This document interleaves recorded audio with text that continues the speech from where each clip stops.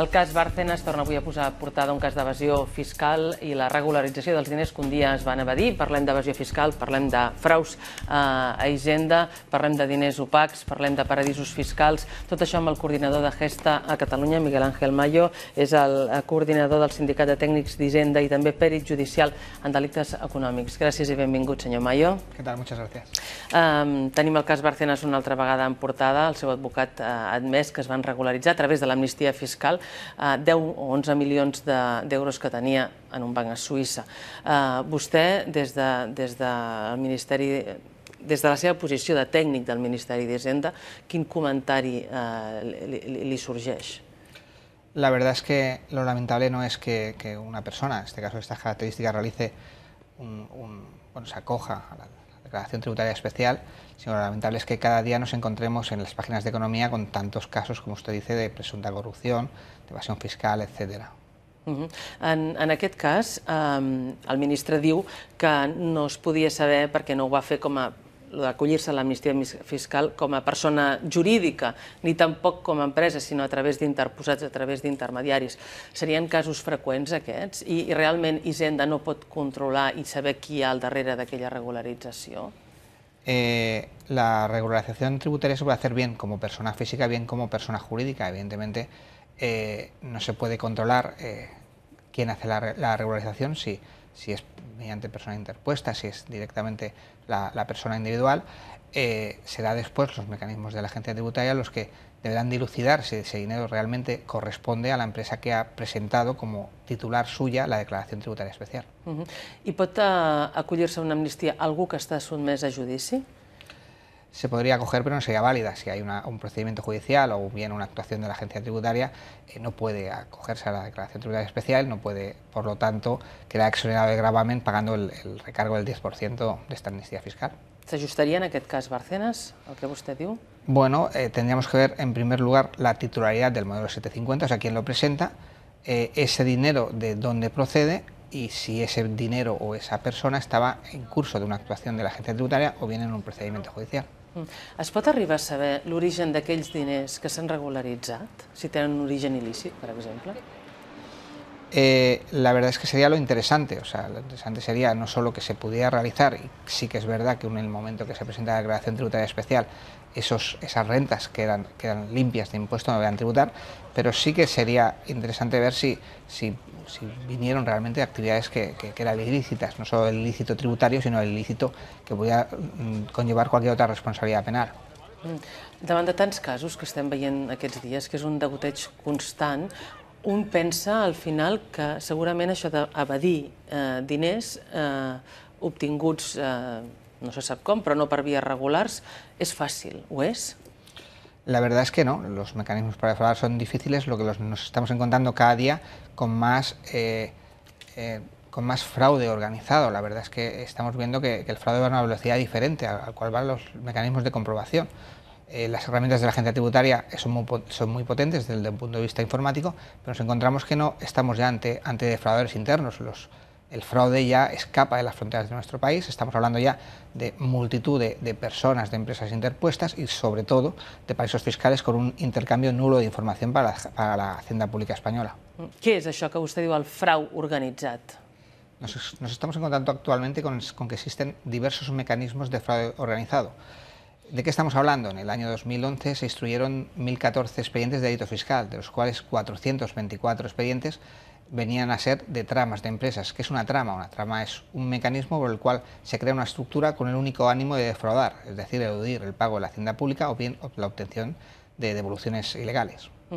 Amb quin sistema es fa això? Perquè s'escapi al seu control, o sigui difícil? Es difícil, estamos limitados básicamente por dos motivos. En primer lugar, un límite temporal. En el momento que iniciamos una actuación inspectora, tenemos un año, en casos muy tasados 2 años, para terminar la comprobación. Nos encontramos que en este caso de fraude organizado, pues la multitud de empresas, la multitud de empresas tapareda, la multitud de países, territorios donde pueden estar ubicados este fraude que se genera con la única idea de realizar un entramado para que escape al control final, pues nos dificulta bastante el seguimiento y finalmente encontrar el final d'esta estructura, d'esta trama. Perquè els diners com surten? Els diners són transferències bancàries que es fan a altres empreses, potser situades en paradisos fiscals, o els diners encara surten en maletes? Han vist informacions periodístiques aquests dies que parlaven de maletes que sortien del país, ¿no? Claro. El problema no es cómo sale el dinero, el problema es que realmente se genera una renta en el territorio y esta renta esté exenta de gravamen. En el momento en que existe una renta exenta de gravamen y que no ha tributado, se colocará evidentemente en un sitio donde exista un intercambio de información nulo con la hacienda pública. Es lo que estamos hablando de paraísos fiscales. Lo bueno del paraíso fiscal es que, como su nombre indica, es un paraíso. Desde el punto de vista fiscal se puede hacer absolutamente lo que uno quiera. Es decir, usted puede tener cuentas opacas, puede tener empresas offshore, puede tener patrimonio que no está a su nombre. Aquí el problema es la existencia de los paraísos fiscales. Sería muy interesante poner coto a los paraísos fiscales. Lo que pasa es que nos encontramos dos problemas muy importantes. En primer lugar, la soberanía fiscal de un país. Un país pues, podrá establecer su soberanía, su tributación en cuanto al país. Y en segundo lugar, una voluntad de los países occidentales de que no se realicen operaciones con estos paraísos fiscales. En este caso sí que acabaríamos con el paraíso fiscal, pues estamos hablando de soberanía por una parte y de libre competencia por la otra, con lo cual va a ser difícil la eliminación de estos paraísos fiscales, pero del todo el punto de vista necesario, claro. En tots aquests casos, pràcticament en tots surt Suïssa. No sé si és considerat un paradís fiscal, però en tot cas hi ha un secret bancari molt fort. Ha canviat les coses? Poden accedir vostè mateix, quan està seguint un expedient, pot arribar a saber qui hi ha al darrere d'un compte? Le puedo decir que no podemos llegar. El secreto bancario en Suiza es de los más fuertes del mundo. O sea, únicamente con autorización penal y en determinados casos muy tasados, un juez de lo penal de Suiza puede establecer que se dé la identidad o los movimientos de las cuentas en Suiza.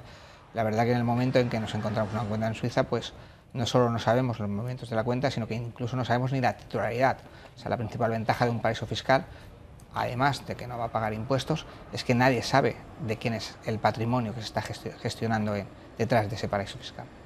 Es pot saber quants diners van sortir el 2012 de l'estat espanyol, coincidint en un moment en què la prima de risc estava altíssima, en què la confiança era poca respecte al manteniment dintre de l'euro o no d'Espanya. Es va dir que en aquell moment van sortir molts diners. Es pot saber quants? Los datos los proporciona el Banco de España. Yo le puedo hacer referencia a los datos del Banco de España.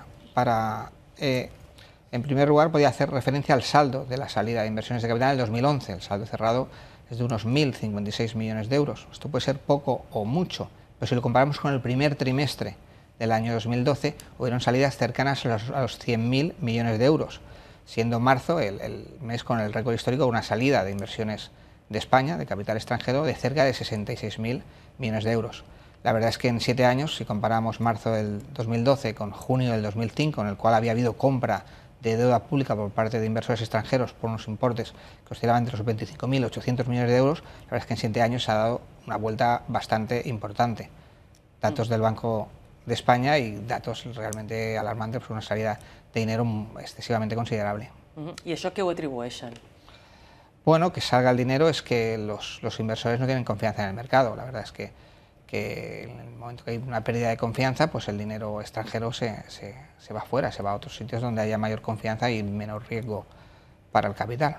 Diner estranger o diner d'aquí també? Perquè qui sospiten que té comptes ara mateix a fora? Polítics, empresaris, esportistes d'èlit, etc. Es pot dir que aquests estan a la llista dels 3.000 que va fer pública o que va treure un empleat d'un dels bancs més importants de Suïssa, per exemple? Lo ha definido bien, o sea, es una lista que sí que la autoridad, bueno, Falciani, que era el ex trabajador ese de un banco suizo, dio la lista a las autoridades francesas, la cual proporcionó a la autoridad española la lista de los españoles que tenían cuentas en el banco. Pero la lista sí que está en poder de la autoridad competente, pero no es una lista pública, evidentemente no. El deber de secreto y sigilo de las actuaciones inspectoras hacen que no se pueda decir quién hay detrás de esta lista. Sí podemos decir que son aproximadamente unas 3.000 cuentas que pertenecen a unas 1.500 personas, con un importe que asciende a unos 8.000 millones de euros. Espanyols en la seva majoria o estrangers? Las que están en nuestro poder, todos españoles. Com es persegueix el crim organitzat? Tenen prou instruments vostès per detectar quan es blanqueja diners aquí?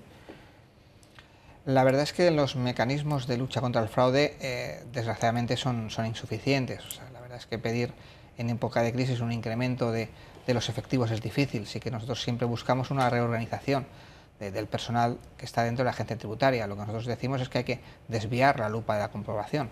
Más del 72% del fraude lo cometen las grandes empresas, grandes corporaciones empresariales y grandes patrimonios. Ahí es donde debe enfocar la agencia tributaria los efectivos que en estos momentos tienes. La verdad es que nos gustaría poder tener más mecanismos, más efectivos. Estos son limitados, son inferiores a las medias de otros países como Francia y Alemania, pero lo que sí que debemos, en nuestro caso, es optimizar los efectivos de la agencia tributaria en la búsqueda y detección de estas grandes bolsas de fraude.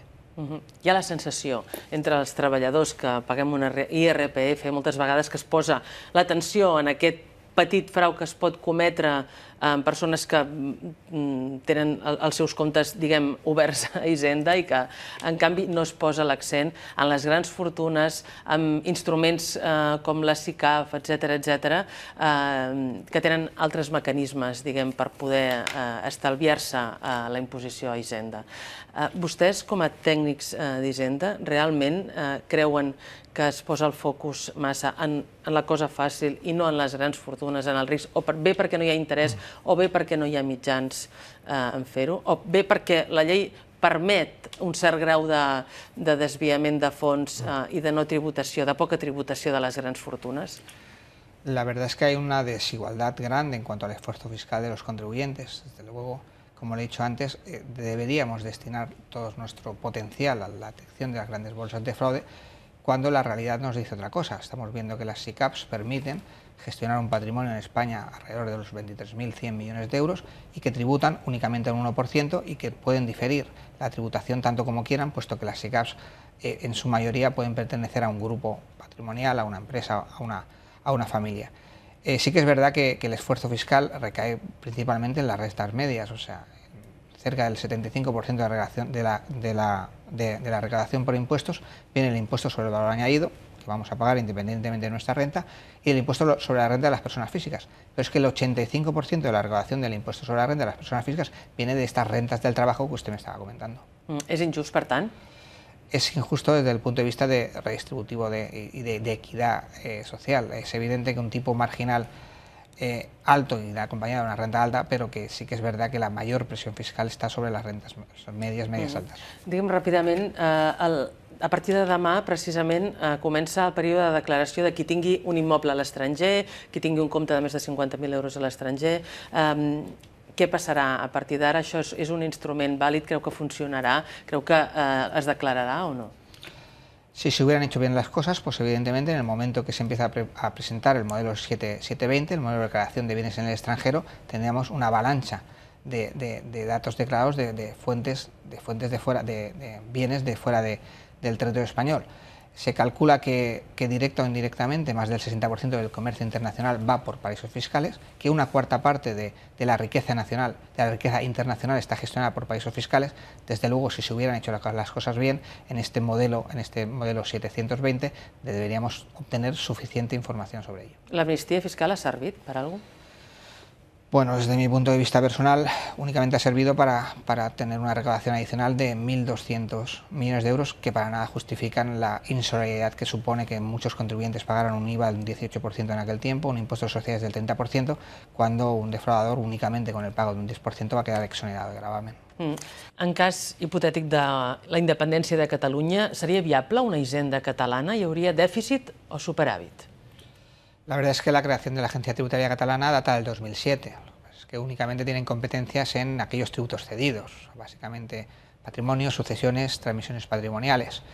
En el caso de independencia o bien independencia fiscal, podemos comparar con el concierto económico del País Vasco, el régimen foral de Navarra, pues tendría potestad para recaudar todos sus impuestos.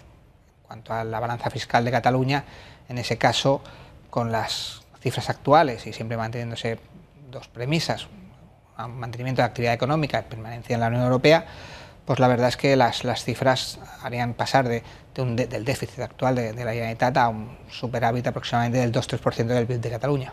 Moltíssimes gràcies, senyor Mayo, per haver vingut avui aquí. Donaria per molt més l'entrevista, però hem d'acabar. Gràcies. A ustedes, muy amables.